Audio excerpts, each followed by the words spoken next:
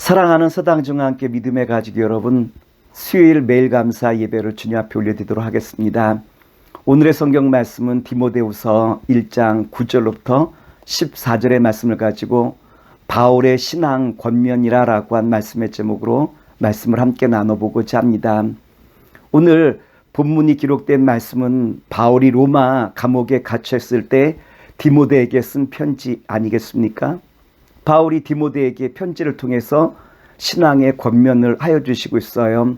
그렇다면 바울이 디모데에게 하신 신앙의 권면이란 무엇일까요? 첫째, 복음을 부끄럽게 여기지 말고 복음과 함께 고난에 참여하는 자가 되십시오라고 한 것을 우리에게 전해 주시고 있죠. 바울이 디모데에게 복음과 함께 고난에 참여하라고 하신 이유가 어디 있느냐로 말하면 주님께서 은혜 가운데 우리를 구원하여 주셨기 때문이라고 우리에게 말씀 주시고 있죠. 고린도후서 1장 9절과 10절의 말씀입니다. 하나님이 우리를 구원하사 거룩하신 소명으로 부르심은 우리의 행위대로 하심이 아니요 오직 자기의 뜻과 영원 전부터 그리스도 예수 안에서 우리에게 주신 은혜대로 하심이라. 이제는 우리 구주 그리스도 예수의 나타나심으로 말미암아 나타났으니 그는 사망을 패하시고 복음으로써 생명과 썩지 아니할 것을 드러내신지라. 바울은 디모데에게 구원의 세 가지를 우리에게 말씀해 주시고 있죠. 첫째, 구원이라는 것은 무엇이냐면 하나님께서 우리를 부르심이 구원의 시작이라고 우리에게 말씀해 주시고 있어요. 범죄한 아담과 하와를 주님께서 먼저 찾아와 부르시고 있는 장면을 우리가 창세기 3장에 보면 찾아볼 수 있지 않겠습니까? 주님께서 아담과 하와를 부르셨건만 아담과 하와는 그 범죄로 말미암아 수풀에 숨게 되어지고 주님 앞에 그 얼굴을 들 수 없게 되지 않습니까? 주님께서는 아담과 하와 또한 모든 인류를 위하여 예수님을 이 땅에 보내시고 주님의 십자가의 그 은혜와 능력을 힘입어서 우리는 하나님 앞에 나아갈 수 있는 그 은혜와 능력을 주님께서 우리에게 허락하시지 않습니까? 주님께서 우리를 찾아오셨다라고 한 것은 결국 주님께서 우리를 부르시기 위한 구원의 시작이 바로 여기 있다라고 한 것을 우리에게 잘 말씀해 주시고 있어요. 둘째, 구원은 하나님의 은혜와 하나님의 손길을 통해서 이루어진다라고 우리에게 말씀해 주시고 있죠.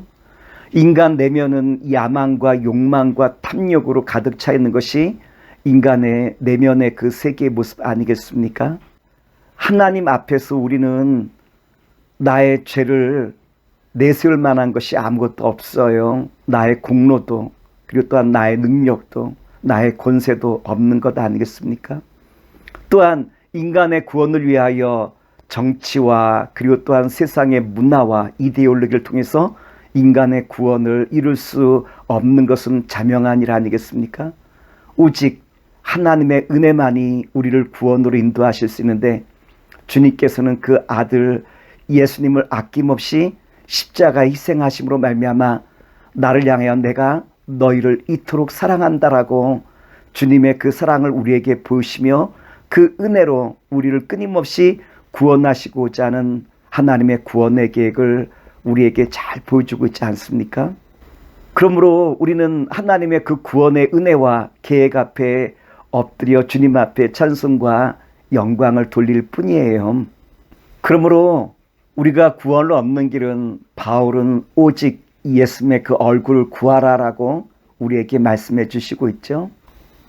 우리의 구원을 위하여 우리는 어떠한 상황과 환경에 있다 할지라도 오직 예수님의 그 얼굴을 구하며 주님께서 우리에게 주신 그 말씀을 마음에 꼭 붙들고 주와 함께 동행해 나가는 것이 우리의 구원을 위한 바로 주님께서 말씀하신 그 은혜의 길이라는 것을 우리에게 말씀해 주고 있지 않습니까? 디모데후서 1장 11절과 12절 말씀입니다.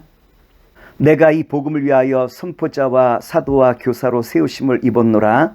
이로 말미암아 내가 또 이 고난을 받되 부끄러워하지 아니함은 내가 믿는 자를 내가 알고 또한 내가 의탁한 것을 그날까지 그가 능히 지키실 줄을 확신함이라. 바울이 디모데에게 선포자와 교사와 사도로 내가 부르심을 받았다라고 한 이 말씀 속에 무엇을 우리에게 알려주시고 있느냐로 말하면 바울은 이제 여기에 나의 운명과 나의 생애를 걸었다라고 한 것 아니겠습니까? 그리고 바울은 내가 의탁하였다라고 말씀하고 있죠. 의탁이란 계약을 말하는 것인데 바울은 주님께서 나를 사도와 교사와 또한 선포자로 삼으셨던 여기에 내가 내 일생의 계약을 다 걸었다라고 우리에게 말씀하시고 있는 것인데 이는 바울이 주님의 말씀에 대한 확신이 그의 마음속에 분명하게 있다라고 한 것을 우리에게 잘 보여주고 있죠. 이처럼 바울은 주님의 그 말씀 앞에 자신의 일생을 걸고 확신 그 마음을 갖고 있었다라고 한 것을 우리에게 보여주시고 있어요. 그리고 12절 말미에 보면 그가 지키실 줄을 믿는다라고 돼 있죠. 다시 말하면 바울은 주님께서 우리를 향하신 약속의 말씀이 반드시 이루어질 것이다라고 하는 확신이 그 마음속에 있었다라고 하는 거예요. 이와 같이 바울은 주님의 말씀에 대한 신뢰와 또한 그 마음속의 확신을 우리에게 분명하게 보여주며 바울에게 무엇을 권면하시고 있느냐로 말하면 두 가지를 우리에게 권면해 주시고 있죠. 디모데후서 1장 13절과 14절 말씀입니다. 너는 그리스도 예수 안에 있는 믿음과 사랑으로서 내게 들은 바 바른 말을 본받아 지키고 우리 안에 거하는 성령으로 말미암아 내게 부탁한 아름다운 것을 지키라. 바울은 디모데에게 두 가지를 권면해 주고 있죠. 하나는 본받아 지키라. 두 번째는 아름다운 것을 지키라라고 하는 말씀이에요.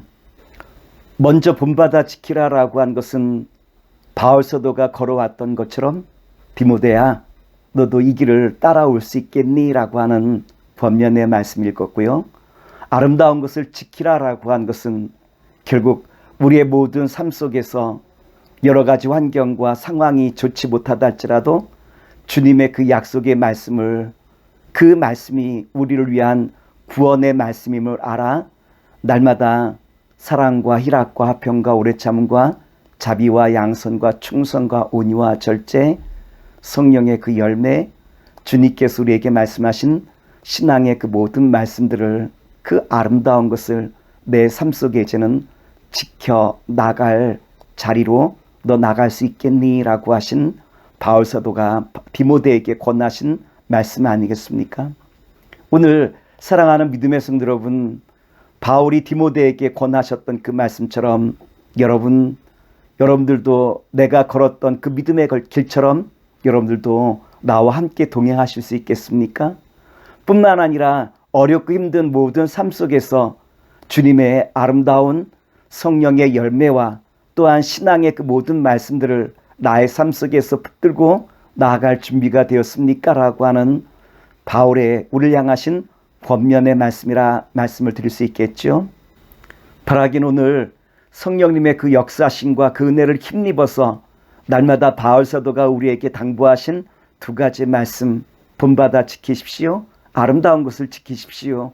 라고 하신 말씀을 기도함으로 날마다 신실되게 지켜나가실 수 있는 주님의 자녀와 백성 되시기를 기도하겠습니다. 사랑의 주님, 오늘 주신 말씀 붙들고 날마다 본받아 지키게 하시고 아름다운 길을 날마다 걸어가기 족함이 없는 주님의 신실한 자녀와 백성으로 삼아 주시옵소서. 예수의 이름으로 감사하며 기도드리나이다. 아멘.